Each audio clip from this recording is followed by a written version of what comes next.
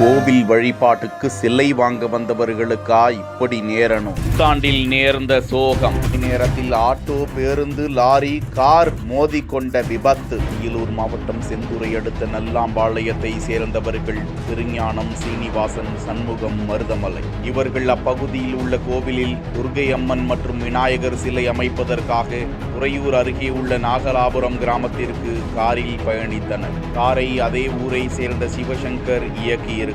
துறையூர் கிழக்கு வாடி அருகே கார் பயணித்துக் கொண்டிருந்த போதுதான் அந்த கோர விபத்து அரங்கேறியது. அப்பகுதியில் சாலை ஓரமாக நின்று கொண்டிருந்த மினி ஆட்டோ மீது பெரம்பலூரில் இருந்து வந்து கொண்டிருந்த மினி லாரி பின்னால் மோதுகிறது. லாரி சாலையின் நடுவே ஒதுங்குகிறது. போது சென்னையிலிருந்து துறையூர் நோக்கி வந்து கொண்டிருந்த அரசு பேருந்து சாலையின் வலதுபுறமாக எதிரே வந்து கொண்டிருந்த கார் மீது நேருக்கு நேராக மோதி கோரமான விபத்து அரங்கேறிவிட்டது. விபத்தில் சாமி சிலை வாங்க சென்று கொண்டிருந்த காரை ஓட்டி வந்த சிவசங்கர், அருகில் அமர்ந்திருந்த திருஞானம் இருவரும் சம்பவ இடத்திலேயே உடல் நசுங்கி பலியாகினர். மற்ற 3 பேரும் படுகாயமடைந்து உயிர் தப்பினர். தகவல் அறிந்த துறையூர் காவல்துறையினர் நிகழ்விடத்திற்கு வந்து பிரேதங்களை கைப்பற்றி உடற்கூறு ஆய்வுக்காக துறையூர் அரசு மருத்துவமனைக்கு அனுப்பி வைத்து விபத்துகள் குறித்து வழக்கு பதிந்து விசாரித்து வருகிறார்.